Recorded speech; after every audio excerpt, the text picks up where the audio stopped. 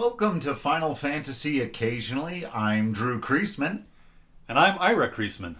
And we're in the same room. And we were just in the other same room. Over there. A minute ago. Where the TV is. Right. Playing the Final Fantasy. And so, this is not going to be our normal, FF Weekly style in-depth. Well, hopefully there's some depth to it. I guess that's up to other people to decide. But we're just going to do some real-time reactions to our playthrough of Final Fantasy XVI. In this episode, we're only talking about what was included in the demo, which I feel like is one of the, such a misnomer. When we think about the demos that came out. This is just the first hour and a half or whatever of the game. The introduction. Yeah. So, now I'd already played it, and I've tweeted out some things. So I'll start with you, Ira, since it was your first time going through today. What'd you think of that? Yeah, holy moly. The last thing that happens in the demo is what's seared into my brain right now. We're spoilers, right? Spoiler warning. We're just going to talk about all the things. Yeah, so we won't obviously know anything. And you don't have much trailer context either, right? Because you didn't watch those. So yeah, this is just up until the moment where that logo plays at the beginning. Okay. We won't do anything beyond that, but before that, we're spoilering the heck out of this thing. Okay. And being good about language, as you saw I just did. Right, yes, we're going to do our best so that Drew doesn't have to edit anything. Right. So yeah, I watched one trailer so that we could do a sort of reaction vid together. Right. Otherwise, I'd mostly avoided, I knew the guy's name was Clive. There's part of a trailer where the little blonde kid, Joshua, is covered in blood, so I was expecting that to happen. Right. Other than that, and knowing that the l'Cie are inhabited by the icons, or the dominants are inhabited by the icons, that's basically all I know. Final Fantasy XIII fans are like, hey! Right. Well, but it's this goes back to, speaking of depth, right? How Final Fantasy recurs on itself, how it leans on its own nostalgia, how it revisits its own ideas. So the way the prelude comes in here and there. Yeah. The fight theme baseline comes in at one point when you fight the giant goblin creature. Yeah. That sort of thing. So I'm not calling them the l'Cie to be jokey. I'm just, that's how I'm thinking of them right now. It's a reference point that, it makes sense. It ties them together. It's, we do that a lot throughout. Sometimes we'll even do it in reference to other things, right? Is sometimes Cloud is Terra, is Hercules, is Sigurd, is now presumably Clive on some level, though actually, interestingly enough, one of the core things here, so all of those are chosen ones, right? Well, Cloud, less chosen one, we don't have time to get into that. We already did for 20 episodes. You can go and listen to that if you like. But the one of the central themes already, and I feel like there are 20 on the table immediately, is this who is or isn't the chosen one between Clive and Joshua, right? And the conflict that's already creating. And I like that the two of them don't have the conflict. The conflict is embodied in everybody else. Yeah, Annabella and a little bit in Elwyn and the people around them. They're pals, and I love that. I love that they're buddies, and they're trying to protect each other. This game does do a thing that I'm not a big fan of, which is to start now and then do the flashback. Though Final Fantasy often does it, and I feel like does it better. You can say it. I know you don't like better. I can see you working around not saying better. It's okay. Why does it work for you when Final Fantasy does it a little more? There is a bit of writing advice that says don't do this can still be done by somebody who's a master of the craft. So in Final Fantasy Tactics, for example, I think it works because we start on this big moment of Princess Ophelia being kidnapped. Mm-hmm. Final Fantasy 15, I feel like it's still a big moment, but I don't think it works as well. It feels unnecessary. I feel like we could have just built up to the moment of fighting Ifrit outside the palace in Insomnia. Here, I don't yet know how I feel about it. Because we do start with Clive at the old age of 30-something, I think. He's ancient. God, I just turned 42. This is not real. Oof. No one believes that. It doesn't bother me at the moment. It's just a thing I tend not to like. I would prefer to just start at the beginning of your story and build up to why that thing is going to be important. On the other hand, just in this first hour and a half, we have the fight between Ifrit and Phoenix. Right. And then we call back to it. And then we get back Yeah. to it. Yeah. With It's a now closed added loop context. flashback Exactly. already within the introduction. Yeah. But we're not to Clive being in his 30s yet. Right. So, yeah, but him reminiscing on that fight, Right. right? Because then it's reflected in his eyes and he's looking at the campfire. Mm-hmm. And then we get to see what leads up to that fight is really interesting. Yeah. Now, I have lots of questions. Sure. Do we want to voice those questions? Let's do questions at the end. Let's do questions Okay. for future and stuff at the end. I want to get a couple of your takes on things. Let's do a small thing and then a couple of big things, because I know you and I are both obsessed with practical uses of magic. Yes. So we've just watched it, or played it. What stuck out to you just off the top of your head? Which ones were kind of caught your eye the most? I liked the... I'm thinking of them as the Warriors of the Dark. I'm Sure. not sure that they are, but the I like four that. guys... You noted that there were 4 immediately. Yeah, there were 4 of them. They're all in dark clothes. And they put out the campfire. Right? They used their crystal or their magic to put out the campfire. I thought that was cool. And then the lady Benedicta. Yeah.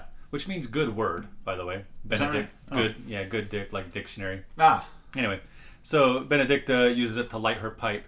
But also, it's slave labor. Like, the people with the tattoos are apparently slaves, and they're being run by, the guy called the gardener. His tag is gardener, but he's not gardening nothing. Standing there watching Yeah, the guy use his magic to garden. Yeah. Yeah, so magic users, maybe some of them are slaves. Are dominant slaves? I don't think so. That giant Titan dude is not a slave. Right? That was certainly an interesting dynamic where the one guy seems like he's in charge right up until... right up until the dude puts his hand on his shoulder. Yeah, so I love the use of practical magic, just for small things, but it does make me wonder, like when that kind of power is used for small things, does that mean that you have an abundance of power, right? If you spend $1,000 on a whim, Right. that's a sort of power play, Right. or it tells me that money doesn't mean anything to you. Money is no object to you. Like if I spend $1,000, I'm going to think about it first. Right. It better be for a really good dinner or a really nice trip, Right. or And we see some of this play out with how protective some people are of Joshua using his magic. Because we know Right. he's sick and we know it costs him, that his energy...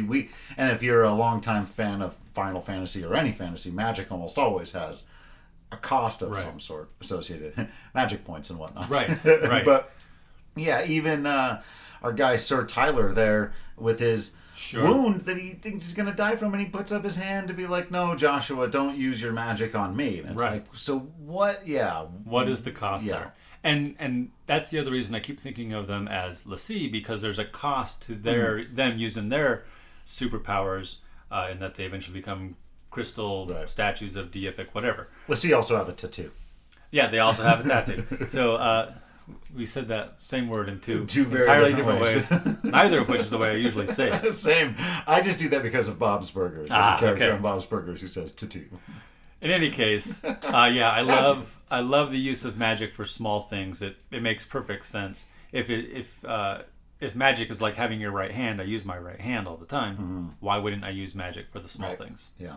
So I love that stuff. All right, big thing, literally and figuratively. Let's talk about the intro. Just the like literal like moments. It begins you with 2 icon fights, probably in the first 5 minutes. We get Freet versus Phoenix, which, as you mentioned, we come back to with much more story context later.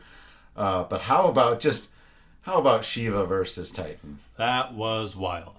Yeah, so I like the size disparity. Titan too. is a literal Titan. He's massive. Right. I love the way they depicted Titan in 15.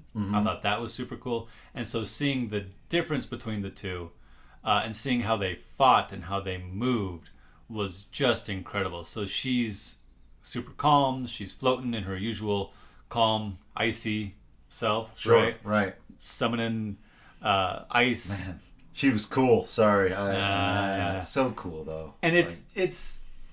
So we talk about in previous episodes of Final Fantasy of Weekly, the other show, yeah.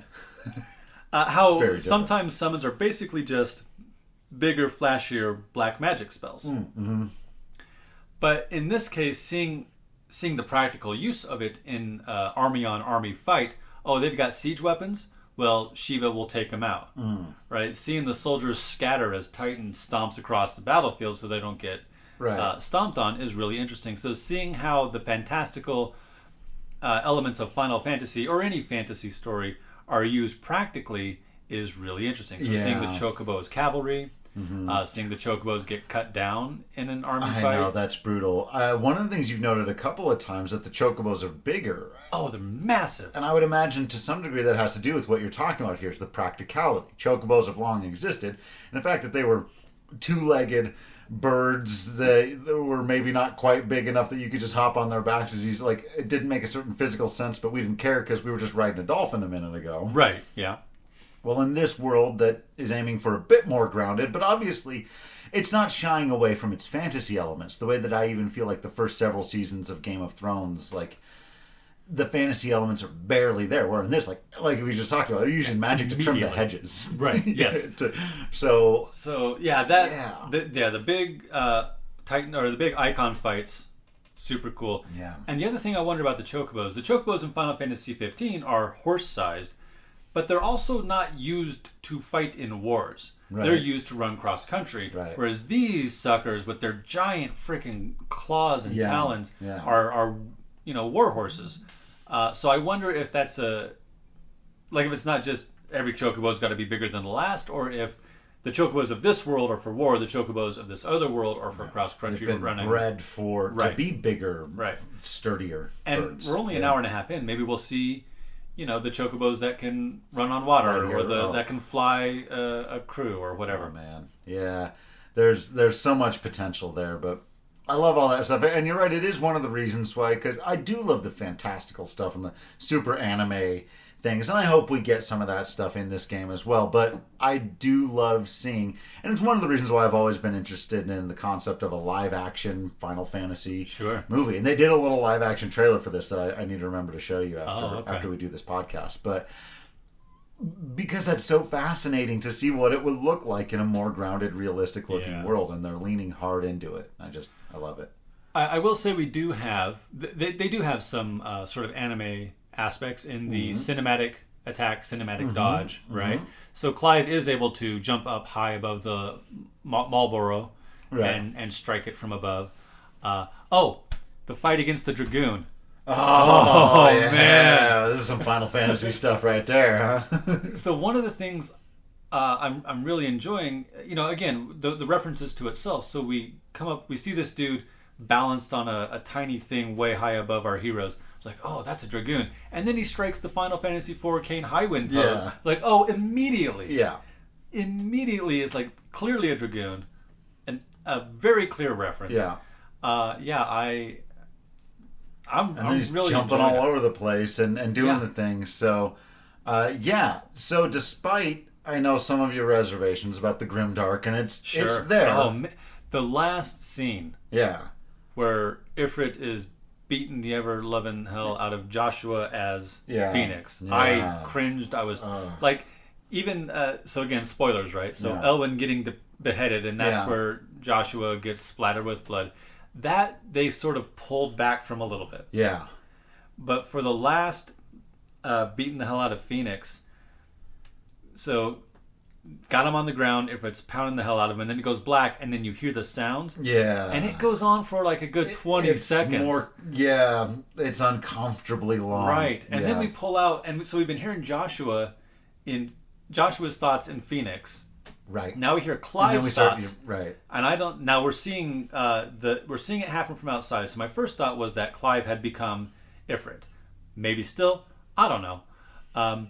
But we see that fight from outside, so maybe not. And Torgal was referenced. We got to talk about Torgal. Yeah. So whatever it is, but my point here being that we see it happen twice. Yeah. Ifrit beats the ever-loving hell out of Phoenix twice, and the second time it doesn't go to black. Right. You see the blood and the ripping and the mouth on the head. Oh god. So I do have some. I can, I'm fine, but I do tend to avoid too much bloody, grim, grossness. Right. On the other hand, you have told me that there are going to be Moogles in this game, which at the moment I can't even fathom. Right? So I'm holding out hope that we're setting up. It's a common bit of writing advice. You get your heroes you throw them down a well, you throw rocks at them, you do whatever you can to beat them down. Now, how do you pull them out of the well? Right? What are their goals? What stands in the way? How do they attempt to achieve those goals? So my hope is that we come to a point where we put together our party and we avenge Joshua, assuming Joshua is dead, or we take on the Imperials, assuming they're the actual bad, or whatever it ends up being. Right. And that there's got to be dark, but also we get to be the warriors of light. Right. So yeah, I'm really enjoying it. I did cringe. I was like, I put the controller down and was like all the way on the other side of the couch. Ooh. That was rough. Before we get to other questions and finish up on this one, we wanted to talk about Torgal. So there's at least two other things I want to do before we wrap up. Let's do Torgal now. How cute! Torgal's the best. And Ambrosia. Let's actually want to say I'm Yep. super excited that we get another chocobo, that we get two animal pet friendlies in this. Yeah. Since Boko, Right. a lot of times the animal, like they're around. There have been plenty of Moogles that have had character. We just watched the Memoria thing and Stiltskin. Oh, that was adorable. And Mont Blanc in 12 and stuff. Right. But to have them be around, and Ambrosia gets a moment where she gets to That was save. fantastic. That was great. And then immediately bashed in the head. Oh. So Ambrosia, but then we saw Ambrosia running away. So at the moment where we are, Ambrosia is alive, Should maybe be out minus there. one eye. Yeah. Oh, right. Scarred from battle, but what a hero. Yeah, beautiful, wonderful moment for Ambrosia. One of the other things I have seen is Torgal as an adult dog. Right. So at least Torgal makes it that far. It's funny how that gives you like a sense of security. Like at the very least, the dog's going to get to grow up. Now, I am worried about Torgal. Yeah, and it's one thing for the humans who are being awful to each other to get hurt, die. Like I'm pulling for Joshua and Clive and Jill, not so much for Annabella. Yeah. Holy I moly. loved that before it even got real bad, after the one scene, you were like, I know I'm maybe not supposed to, but I think I hate her. And I was like, I'm pretty sure you're supposed to. I think you're fine. I think you're on solid ground here. But they did build to it. Yeah, they got to it. So, yes, let's talk about So my mom. Yeah. So I love heroic moms. We need to talk about Secret of Nim at one point. Yes, at some point. You saw the tweet that I sent out, right? That may have ruined that. this for you, that she was going to be awful if you saw some of the replies. Because I think I got 1,000 different people that replied, not for long, if I have anything to say about it. So just the way she turns away from and doesn't speak to Clive is like, okay, clearly there's some antagonism, but do I immediately hate her? Let's ease off. Maybe she's got some reasons for what she's doing. She might still have some. I mean, clearly there are reasons. Right. She's not doing this for nothing. There's going to be motives there, and we're going to learn about it. But, there's what could possibly justify. Exactly. And the fact that she's allied herself with the Imperials, who wear full face masks, as we talk about. Imperials cover their face. The heroes have, you can see their faces. She was talking over and over again about how Joshua is so important to her. She doesn't seem that broken up. No, she doesn't. That he's dead. No. And the way the one guy said it, it almost sounded like it was part of the plan. He said it can't be helped.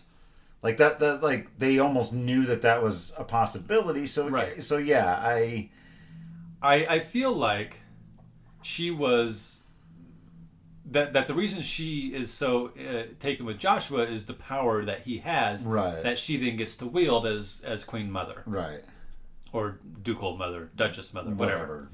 Yeah. Fancy chair word they give themselves. Sure. So she's definitely villainous. I'm ready to take her on at some point. Also, she signaled for the handmaiden ladies to be murdered. Yeah. With sword. Holy cow. They didn't do anything. What was it? Like, I understand even almost setting up your own kids if you're a power player. Well, again, Game of Thrones, I'm used to a certain amount of... They were just hanging out. They she set it up, though. Remember, she was scolding them That's right. As we're walking into the castle. If something happens to him, it's your fault. Yeah. Yeah. Oh, good point. Yeah. So speaking of setting it up, Yes. Red Star. That was the Levos? next thing I wanted to make sure that we talked about because it's the very first thing we see. I immediately was like, Red Star, very important. Levos, meteor, and two moons, and the twin worlds. Right. So we've got so many things working there, and then later Jill prays to it, and we used the active Time Lore Yes, feature. we did. I like. One of the other things I saw on Twitter was people being shitty about that. Yeah. I like it. Yeah. To be able to just hit pause, look at these characters, read their quick. The bios aren't long. You don't have to read a book. Read a paragraph. And if you don't want to, don't worry about it. Yeah. It's fine. You can just skip it. I enjoy it. So Red Star, presumably, I like that it's got some lore behind it. I can't remember the name of it, but it's Metia. Okay, so it's a folkloric figure. The messenger to the moon, I think it said, and Jill was praying to it for safe return or whatever. Right, and that's wishing upon a star. Yeah. Are you wishing upon a star? Well, if you won't pray, then I will. And lovely. I was the first time through waiting for him to make her a promise. I know, right? And he didn't. He didn't do it. I thought he would promise he would return some promise under the star where in a Final Fantasy thing, and he didn't do it. It was like, It was probably for the best. It was close enough. I feel like they walked right up to the line. They did. Sometimes you give us the literal logo from Final Fantasy IV, and sometimes you walk up to the line, but you don't cross it. Exactly. Yeah. And there's obviously something going on between them. She's a foster, or she's from the Northern Territories, right? Who they've been at war with, but they're now maybe part of Rosaria. A foster is a nice word for someone who was kidnapped through conquest, right? She's Loki. Right? We brought her and Torgal were brought back from the north. Torgal, in fact, was shivering in the snow kind of thing, which is a very Loki origin story. There's something that's an interesting. I went to Theon Greyjoy, which is another super imperfect example, because hopefully Jill has far more courage and class than Theon did. But I remember in the early days of Game of Thrones, when you're still learning who everybody is and what all the names are and all that stuff, not understanding that Theon wasn't a Stark, because they treat him like a brother. In fact, they treat Jon Snow more as an outcast than Theon, but because he was raised as like one of their brothers. But that becomes a central source of conflict for him once father calls you back. Your brother's going to war for one thing. Your father, who you haven't seen since you were 5 years old, now says, well, who are you? The people who kidnapped you when you were a boy, or are you your real family? Right. And God, I hope Jill's not set up for that similar kind of conflict. But I've seen parts of some things in some trailers, and I'm just saying I'm scared for Jill. Well, I'm scared for literally everyone in the story. Yeah, absolutely.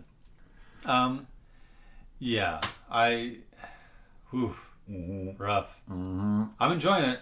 I do want to say that I really like that all the characters in your party get 2D sprites. Yeah, pixel sprites.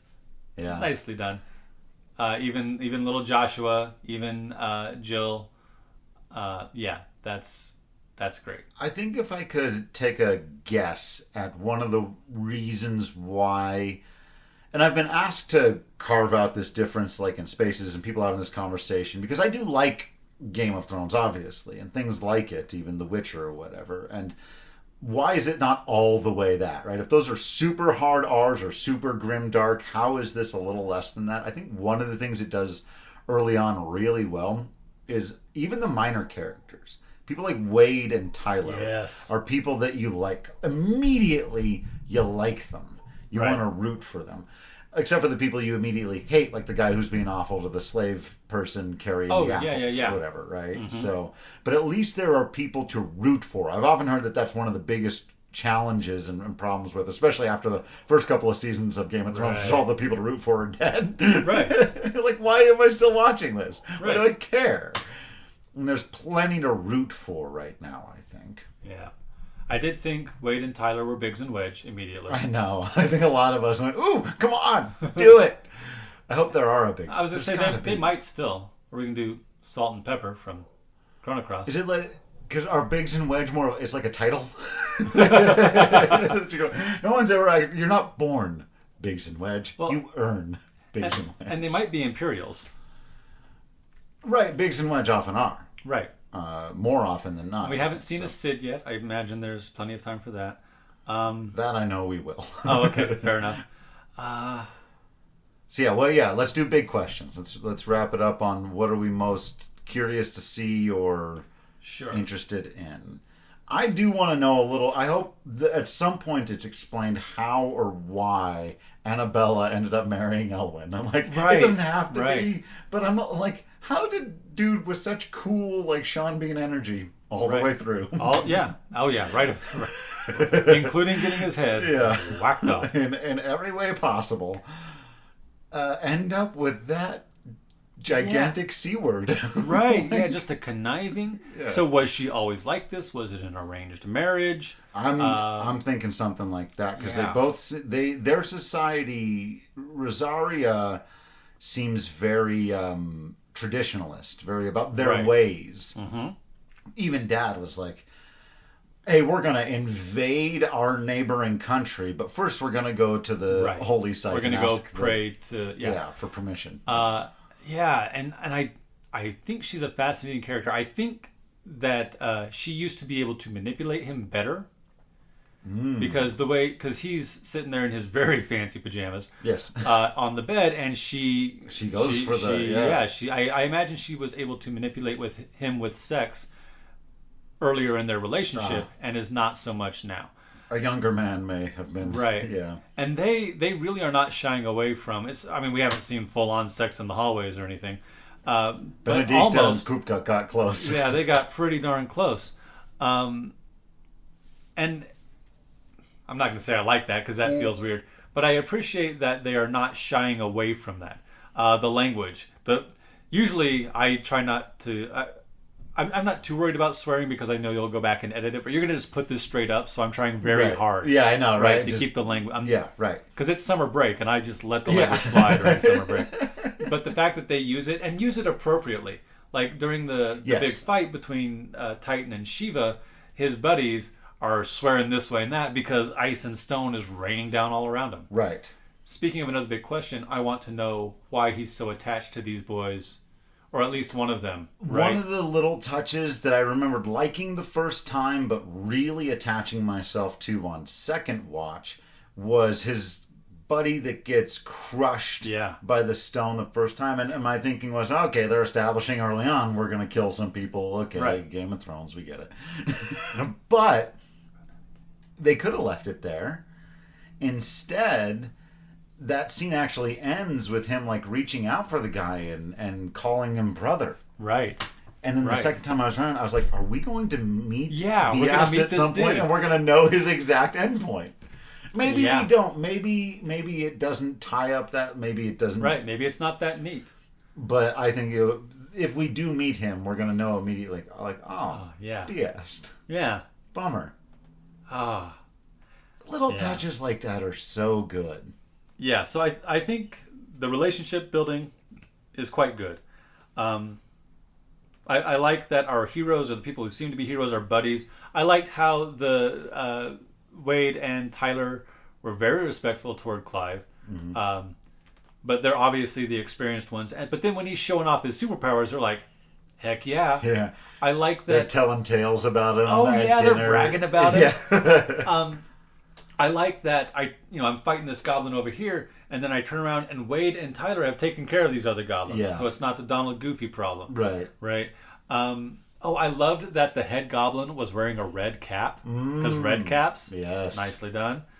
Just a great attention to detail.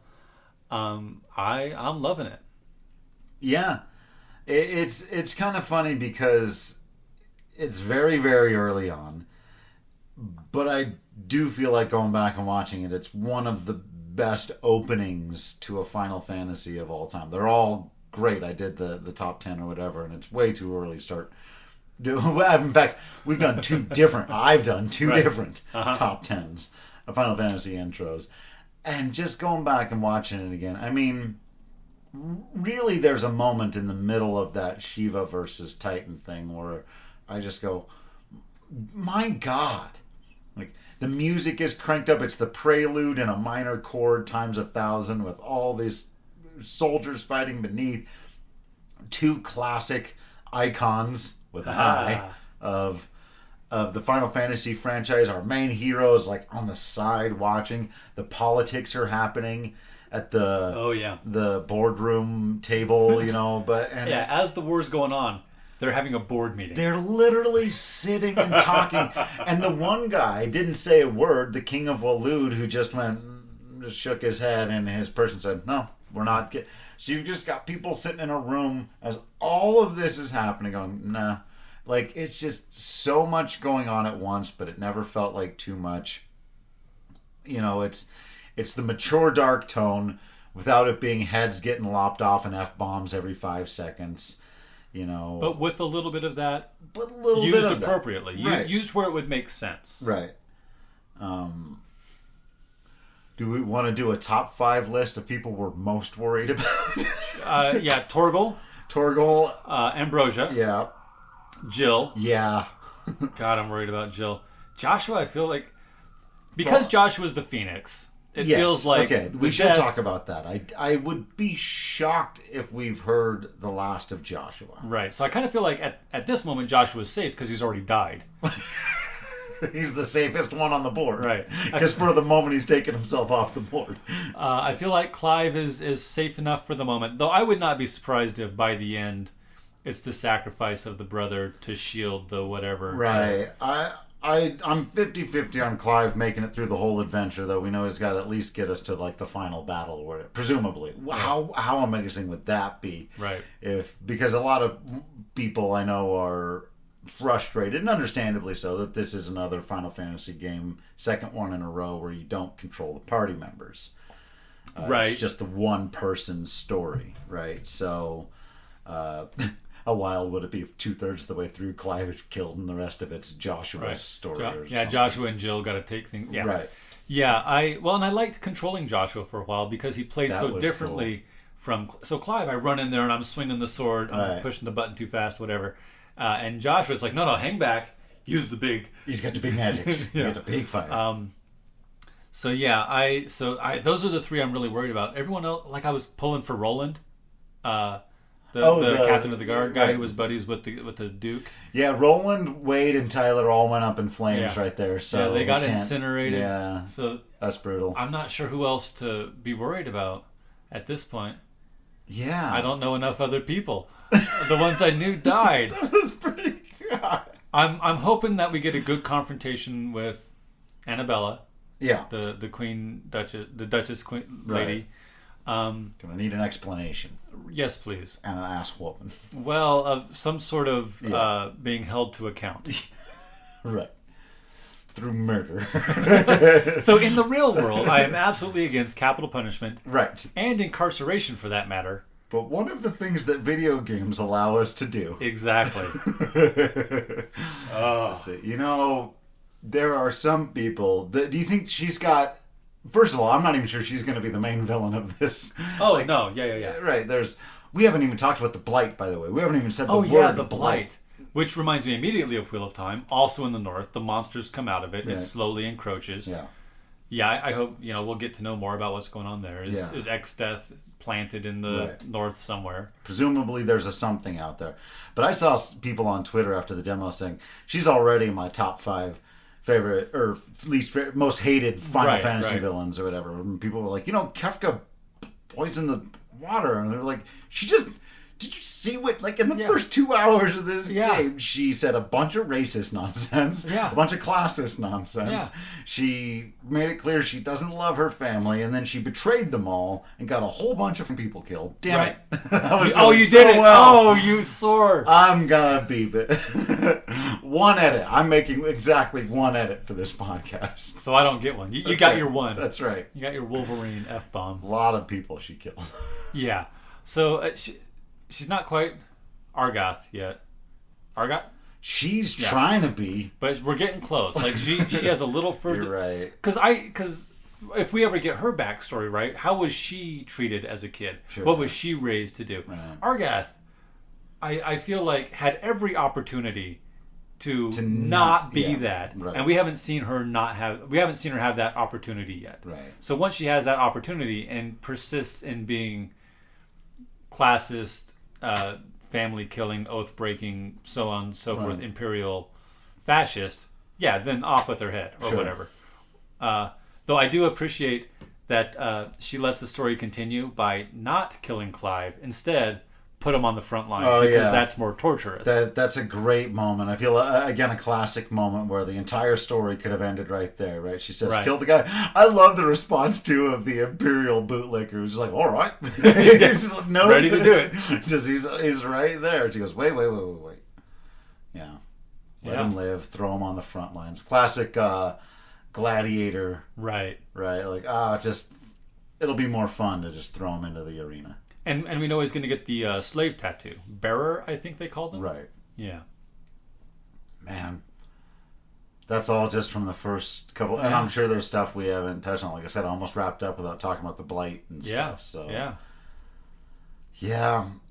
I'm looking forward to potential environmental, anti-fascist themes coming through.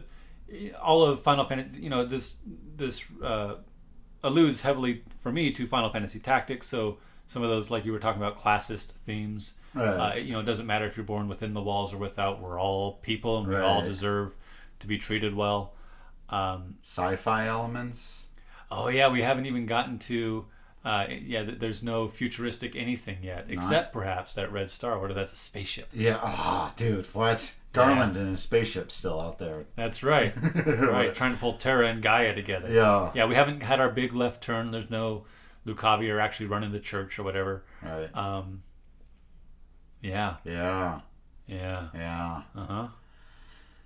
Yeah, it's going to be good. It's going to get weird. We're going to keep talking about it, and I imagine we're going to continue to be pretty excited about it. But hopefully it doesn't devastate us unless it does so in just the right way. There is a way to do that would make me be okay with it. Yeah.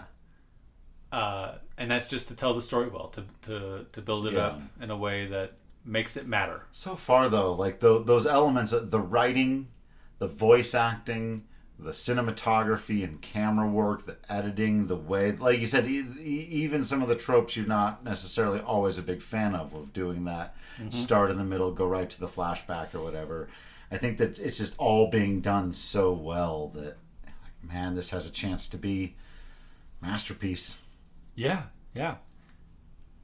And so I agree with, and we'll repeat, yes, has the potential to be a masterpiece. And I thought the last one was pretty darn close to. I did too. I haven't read any of the articles, but I've seen a few headlines comparing it to Final Fantasy 15. Final Fantasy's back. Yeah. Back I just on top. don't agree. I thought Final Fantasy 15 was great, and I played it day one. I took the day off to do it. Yeah. I'm not going to fight that straw man, but I don't like that comparison. I don't either. I will resist that at every temptation, but I am more inclined to do the ranking or tiering thing than you. Uh-huh. And I will say that when I look at that, my highest ranked stuff, 6, 7, 10 Tactics, comes from a while ago. Now, I do put 7 Remake up there. I thought 7 Remake was a masterpiece. Oh, yeah. To use that word again. Amazing. Yeah. Masterpiece again. 15, you even just said, maybe fell just short. That's where I put it too. Just short of a masterpiece, which is a really phenomenal piece of art and experience. But not quite what 10, 7 Tactics, 6, and 7 Remake were in my mind. And I think 16 is so far like no notes. Right. Type, The only thing they haven't done yet that I want to see is putting together that team of now we got to fix things. A little hope, a little joy, Whereas a little 15 kind of starts with that, right? 15, you're pushing the car out, or like you guys want to get a snack and go camping? Yeah. So that when we had the feast, my first thought was Ignis would have made better food. Yeah. Joshua would eat Ignis's carrots for sure. Oh, absolutely. Yeah, absolutely. This is going to be fun. When was the last time we played a Final Fantasy game together? I was thinking about that, yeah. before 12. It must have been 10. 10? No, I think it was 9. I think it was 9. I think we played 10 separately and compared notes later. I think you're right. Yeah, because I remember coming home from college and Yeah, so it's been like 20. Let's not do Good let's Lord. not do that. Let's not make ourselves. But it's pretty cool to be playing Yeah, this playing is one of it. fantastic. Yeah, this is great. I'm enjoying it. Yeah, let's go do more. Okay. Okay.